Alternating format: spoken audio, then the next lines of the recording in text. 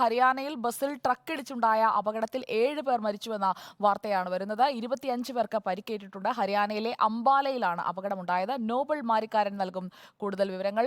നോബിൾ മാരിക്കാരൻ, എങ്ങനെയാണ്, എവിടെ വെച്ചാണ് ഈ അപകടം ഉണ്ടായത്? ലഭിക്കുന്ന വിവരങ്ങൾ എന്തൊക്കെയാണ്?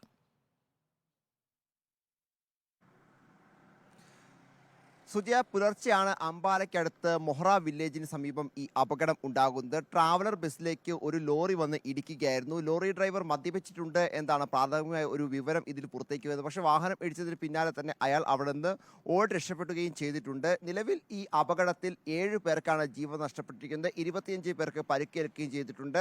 വൈഷ്ണോദേവി ദർശനത്തിന് പോയ തീർത്ഥാടക സംഘമാണ് ഈ അപകടത്തിൽപ്പെട്ടത്. ഉത്തർപ്രദേശ് സ്വദേശികളാണ് എന്ന് മാത്രമല്ല, ഇവർ 30 പേരടങ്ങുന്ന ഒരു കുടുംബാംഗമാണ് ഇത്തരത്തിൽ ഈ ക്ഷേത്രദർശനത്തിനടക്കം പുറപ്പെട്ടിരുന്നത്. എന്നാണെങ്കിലും ആ കുടുംബത്തിലെ 7 പേർക്കാണ് ഈ സംഭവത്തിൽ ദാരുണമായി തന്നെ അന്ത്യം സംഭവിച്ചിരിക്കുന്നത്. ഈ പുലർച്ചെ ആയിരുന്നുകൊണ്ട് ആളുകൾക്ക് ഉറങ്ങുകയായിരുന്നു വാഹനത്തിൽ എന്നാണ് നമുക്ക് അറിയാൻ കഴിയുന്നത്. ഈ സംഭവത്തിൽ ഉണ്ടായിരുന്ന അല്ലെങ്കിൽ രക്ഷപ്പെട്ട ആളുകൾ വ്യക്തമാക്കുന്നത്, ഞങ്ങൾ ഉറങ്ങിക്കിടന്നപ്പോൾ ഈ അപകടം, ഈ വാഹനത്തിലേക്ക് ട്രക്ക് വന്ന് ഇടിക്കുകയായിരുന്നു എന്നുള്ളതാണ്.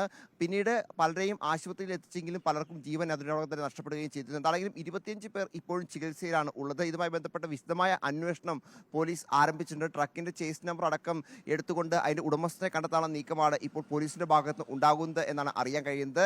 പുലർച്ചെ ആയതുകൊണ്ട് രക്ഷാപ്രവർത്തനം അല്പം മന്ദഗതിയിലായി എന്ന ചില വിമർശനങ്ങളും ഈ ചില കോണുകളിൽ നിന്ന് ഉയരുകയും ചെയ്യുന്നുണ്ട്. എന്താണെങ്കിലും ദാരുണമായ സംഭവത്തിൽ ഒരു കുടുംബത്തിലെ 7 പേർക്ക് ജീവൻ നഷ്ടപ്പെട്ടിരിക്കുന്നു. ഇതുമായി ബന്ധപ്പെട്ട അന്വേഷണത്തിലാണ് ഇപ്പോൾ പോലീസ് ഉള്ളത്. എത്രയും വേഗം ഡ്രൈവറെ കണ്ടെത്താൻ കഴിയും എന്ന പ്രതീക്ഷയാണ് ഉദ്യോഗസ്ഥർ ഉൾപ്പെടെ പങ്കുവയ്ക്കുകയും ചെയ്യുന്നത്. സുജയ, ശരി, 7 പേരാണ് മരിച്ചത്. നോബിൾ മാരിക്കാരനാണ് വിവരങ്ങളുമായി നമുക്കൊപ്പം ചേർന്നത്.